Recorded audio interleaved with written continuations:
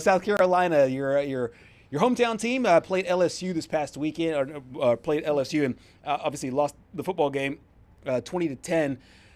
As you take a look at what South Carolina is this year and what they've been able to do, because we've seen the ups and downs throughout the course of the season, what do you make of this football game and this LSU game? Because obviously we knew going into it was going to be very tough, but it was a very competitive game, at least on the scoreboard. Right. And I think for, the entire South Carolina coaching staff and for a lot of us watching the game, it was a very winnable game. Beamer said after, when you win the turnover battle, when you rush for almost 200 yards, when you win the time of possession battle, you should win the game 9 times out of 10. And, the Gamecocks certainly had opportunities to do so. But as we have seen basically all season long, they have a way of beating themselves, specifically with penalties, which is something that I feel like we talk about every week, basically, on this program. The fact that they had 13 total, 6 of them were pre-snap penalties, and 5 of them were on the O-line. So Beamer said, the frustration level is high when it comes to that. But obviously, as we did see on Sunday, they made a change to the offensive line coach. They're going with Sean Elliott, who is the run game coordinator, the tight end coach, but he is an offensive line coach in the past. So hoping that just a new voice in there will create some change and hopefully limit some of those penalties, just so you can give yourself at least a chance in this conference.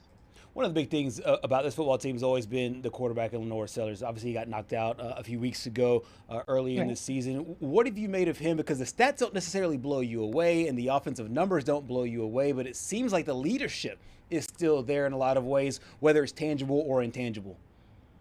Yeah, I think that's correct. His leadership, he's only stepping up, obviously just a redshirt sophomore, so he's still continuing to grow. But like you said, the numbers are not quite there. And I think that does also go back to not just the O-line, but the entire offense and the fact that, maybe tight ends aren't necessarily helping out when it comes to blocking up front. Maybe a receiver who, they have a lot of talented receivers, but it's a young group and maybe they aren't necessarily in the right place, maybe not running the right routes.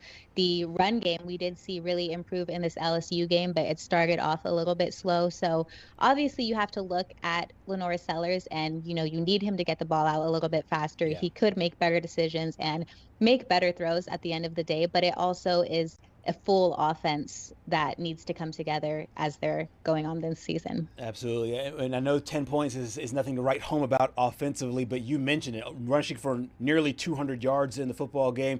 Talk a little bit about that running game and what they've been able to find here over the last few weeks that might be able to carry them forward. They've been able to find freshman Matt Fuller and get him the ball. We did see he scored that one touchdown, the sole touchdown that they had in the game. It's the longest play from scrimmage, if I've looked up the correct information, 72 yards for Matt Fuller. And he really kind of emerged at the end of the Kentucky game.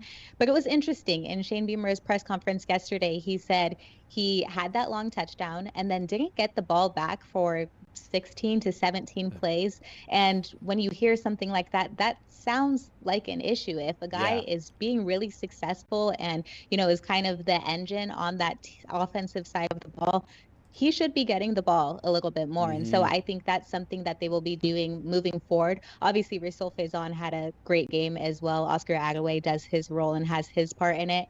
But if they could get the ball to the guy who is kind of being the engine and being the workhorse at the time, I think that's an adjustment they will make going forward in the season. Absolutely. That offensive line doing a good job, obviously opening up the holes for this great running game. We got a chance to hear from head coach Shane Beamer on the guys up at the front.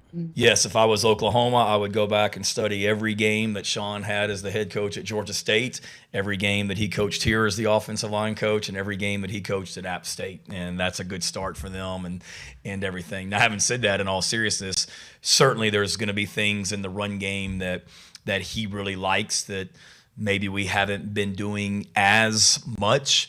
That will, add. Certainly, we're going to add some things to the scheme, but we're also, you can't just blow everything up and say, okay, all of a sudden we're going to become a, whatever type team, and we haven't been doing it all season. So we're going to continue to do what we do, but there'll be some new, twist off of it. There may be 1 or 2 new schemes that he feels like he wants to implement. So there will be some schematic changes. I think more than anything, David, it's just a different voice in that room.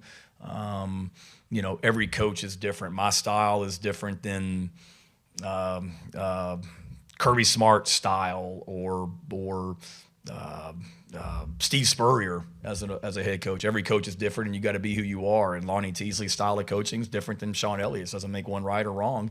It's just different. So that'll probably be the biggest thing. Is just the coaching style, the voice in that room. There'll be some things that we've tweaked already, just in regards to some technique things and terminology of how we call some things that Sean's more comfortable with. So there'll be some changes. You can't blow the whole thing up, but definitely some schematic changes, and then just general coaching tweaks. Mariah, it does seem like for a team that has lost now their third game in the SEC, he's still very, very confident and very, very hopeful for this team. One of the big things, obviously, about this team, we knew it going into the season, even though you had the Defensive Player of the Year a year ago, was how strong this defense was with all the guys returning. That's still a place where they can kind of hang their hat, though, throughout the course of the season. Right. And to have 2 turnovers basically at the goal line sets you up for success. And when you have that guy right there, Dylan Stort, who kind of got his feel for the season in the Kentucky game. I mean, he came out in that first drive, had a tackle for a loss, and then was able to put pressure on Garrett Nussmeier and ended up having the ball batted down. So we saw him come out and really show out, and the entire defense is playing really, really well, but it's kind of hard to be consistent when, it's not a full team effort, when the entire team isn't playing up to their potential and up to par. So they're lucky that they have that good defense right now, because I think it could have been a lot uglier of a game if they didn't. Absolutely. From a mentality standpoint, when this team played Vanderbilt a few weeks ago, they were top 10 in the country and had, playoff aspirations. Where do you think this team is mentally right now? And not saying, obviously, if a run happens, things can happen. Three losses don't necessarily kick you out of the conversation altogether. But what do you think this team is overall from a mental standpoint, just knowing the margin of error is now paper thin? Yeah, I mean, I think you said it earlier. Shane Beamer is still very confident in this team. He feels like they are still very close, and they have so much potential to be a successful team. He's said over and over again that they were 3-3 at this point last season. And then, we saw a loss to Alabama, but then they went on a run and won the last 6 games. So that is something that is still very possible for this team. It's just getting the right things to click and pushing the right buttons. And as for Sean Elliott, stepping into that offensive line coach role, he was across the line from the center all practice yesterday, screaming, yelling, clapping in his face, blowing the whistle, and just kind of doing everything he can to put pressure on the center and make it difficult for him. So they're really trying to eliminate, like I said, those pre-snap penalties that put them in tough positions to go forward and get wins. And if you think about some of those penalties that they had, if those didn't happen, they have potential to go down and score, kick a field goal, do whatever they can to have more offensive production. And so I think eliminating those penalties is, a step. It doesn't fix everything, but that's where they should definitely start. And I think that is, the focus right now moving forward. Absolutely. A tall task ahead this week with the Oklahoma Sooners playing great defense. John Material obviously feeling more confident going into his second game, coming off the hand surgery. What's been the overall talk about what they need to execute on Saturday to be able to pull off a win against the Sooners? Well, as far as the defense and John Mateer, the focus is just putting as much pressure on him as possible. Obviously, they're coming off a loss to Texas, and so they'll want to come in guns blazing and, right the ship for themselves. But I think putting the pressure on John Mateer and just making sure he doesn't get going is the focus on defense. As far as offense, it is, the same things, fixing those tiny mistakes that they have and just lean a little bit more into the run game, which has been successful for them, and, hope that Sellers is making the corrections that he needs to make, making the throws that he needs to make to put them in winning positions. Absolutely. Of course, every time we have you on, we like to get a little a talk about Clemson. I feel like the ratio has gone from about 50-50 to about 80-20, so let's squeeze in that 20% here with the Clemson Tigers, a team that had national championship aspirations at the beginning of the season. They've picked up a couple of nice wins, got a win over Bill Belichick, but who doesn't? And they also got a win over Boston College there as well. Where do you see this team after a couple of wins and Dabo, now trying to turn the ship against with a really good team as now SMU comes to town? Yeah, well, it's their first time getting back-to-back wins all season, so obviously that is a good feeling. Yeah, exactly. It's a good feeling, but not a super high bar. They are playing an SMU team, like you said, has been playing really well. They have not lost a regular season ACC game since joining the league. Wow. So they're going to be a tough opponent heading into Death Valley. But obviously, getting those back-to-back wins, kind of seeing your offense and your defense work together to create a win is absolutely something that's just going to spark this Clemson team. But, I mean, let's be fair, like you said, they beat Bill Belichick, who hasn't at this point, and they beat Boston College, who was 1-4 when they came into the game. So I wouldn't be, waving the pom-poms quite yet, but it's going to be a difficult game, and I think it'll give us a little bit more answers to see where Clemson is at this point when they face SMU this Saturday. What's it? And I will be at the game, so excited to go to a Clemson game this weekend. What's it that they do? They circle the O, right? They do. They circle the O, little expletives in between, and then N. Yep. So is it because I follow them? Well, I follow a lot of football teams on Instagram. Of course. But I saw. Were their fans really celebrating the win over Boston College like that much?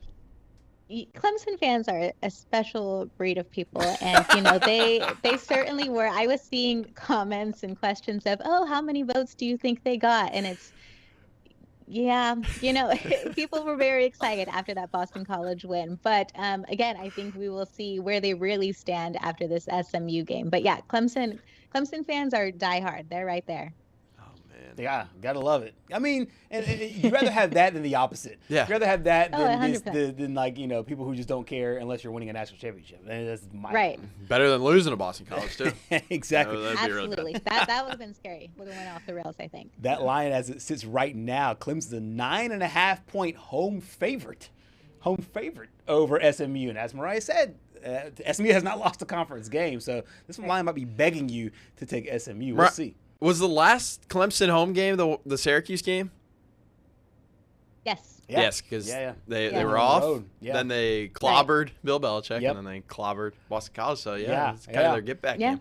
So we're gonna have you replicate, if they do win this game, we're going to have you replicate just how crazy they are about this win, because I can imagine a win over Boston College is one thing, a win over SMU. ACC championship rematch. I forgot about that. Exactly. That's and right. I will get the in-person experience of the fans, so I will absolutely fill you in on how it goes. It could go either way. I think it'll be a tough game for them, but like I said, after getting those back-to-back wins, it almost feels like the momentum is going in their favor now. So, Absolutely. Right, but before we let you go, I've had a question about this since we originally talked about it ahead of the season about Clemson allowing alcohol to be sold. Have you noticed a difference at all in the stadium?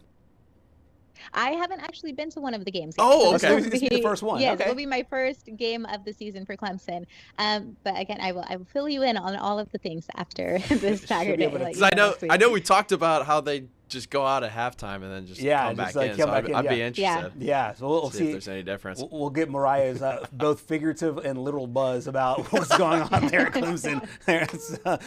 One final thing, I hate this thought that just popped in my head. Has there been any talk at all? Because playing SMU, obviously, Rhett Lashley, the talk about hooking, about maybe him moving on to Arkansas. Has there been any talk at all? I haven't heard much, but maybe you have, about Beamer's possible future there at South Carolina, whether it's in South Carolina, maybe Blacksburg. Any talk there this past week or a couple weeks? I have not heard any more talk about that. No, same. and I think he really just tries to keep his focus on the next game, the next practice, the days ahead. So he kind of avoids those questions. But no, I haven't heard any talk about that as of late. Good deal. Perfect stuff. Our favorite aunt on the program, Aunt Mariah, first off, congratulations. Give your best to our family, and thank you so much for your time. Thank you. See you guys next week.